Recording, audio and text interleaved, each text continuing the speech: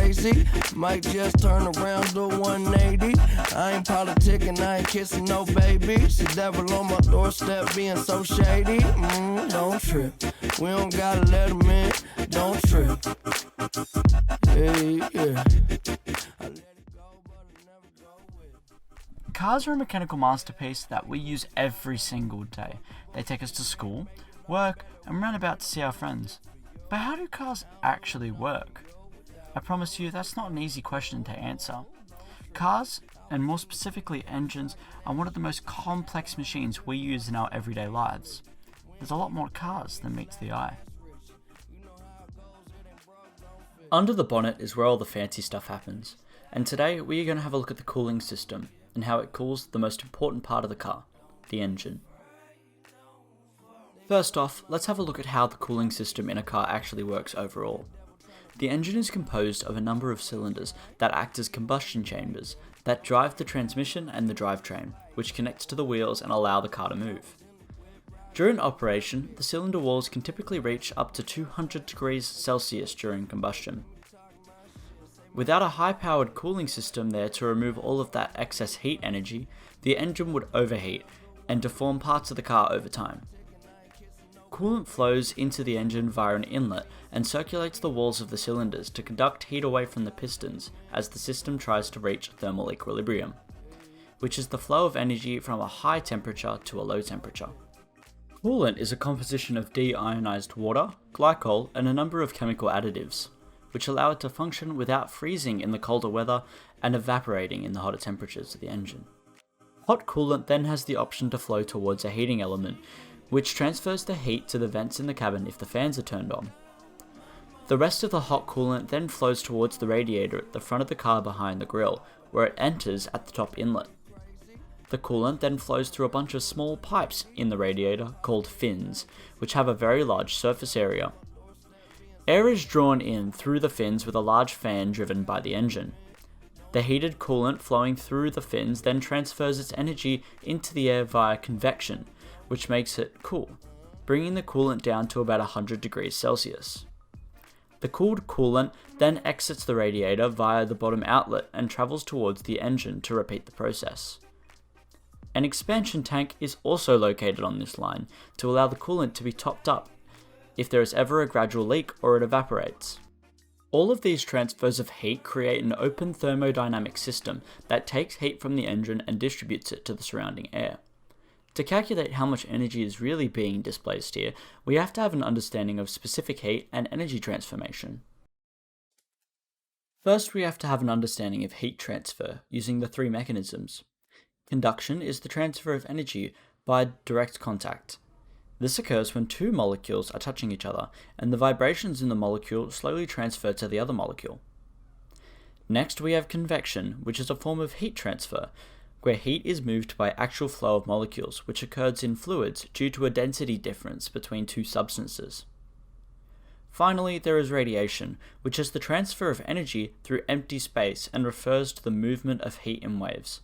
Radiation requires no medium at all.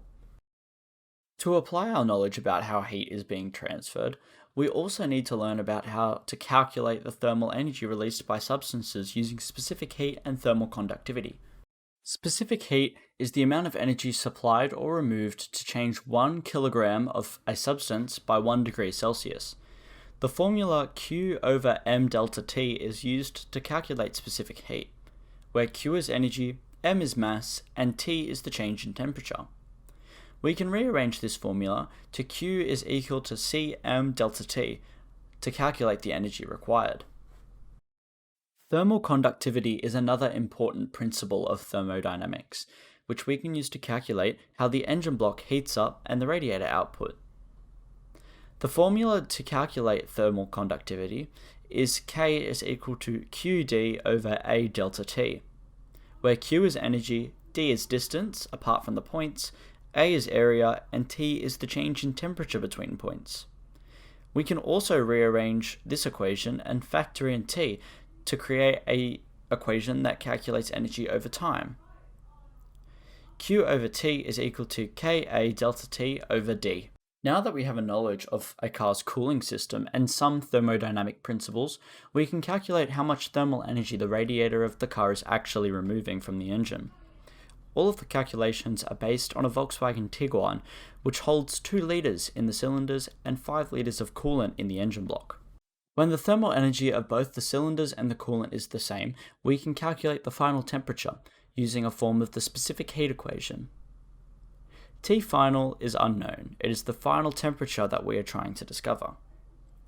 T cylinder is 200 degrees Celsius, which is the average heat of the cylinder walls of an engine during operation. T coolant is 90 degrees Celsius, which is the average heat of the coolant during operation. C iron, or the specific heat of iron, is 450 joules per kilogram per degree Celsius. C water, or the specific heat of water, is 4,186 joules per kilogram per degree Celsius. The mass of the cylinder is 2 litres. The mass of the coolant is 5 litres.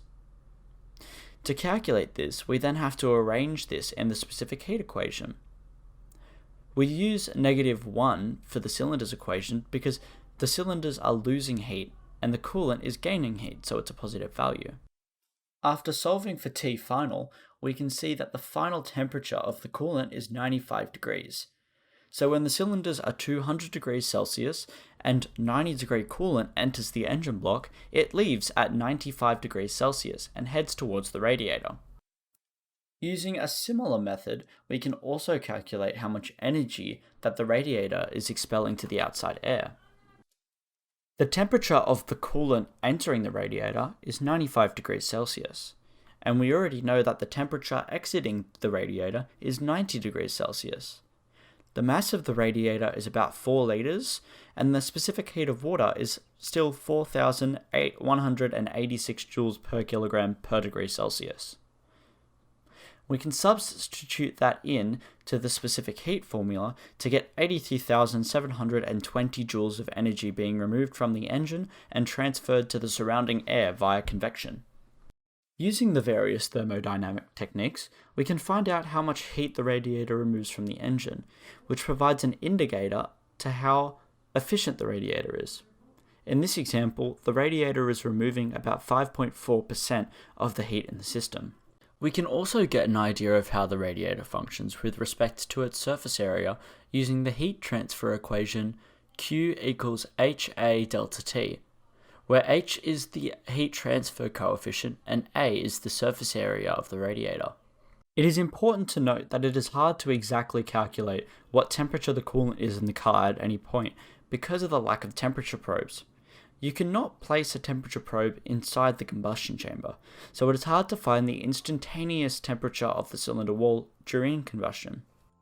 Cooling systems in cars are extremely complicated, and it forms one subsystem of one of the most mechanically complicated systems we see every single day.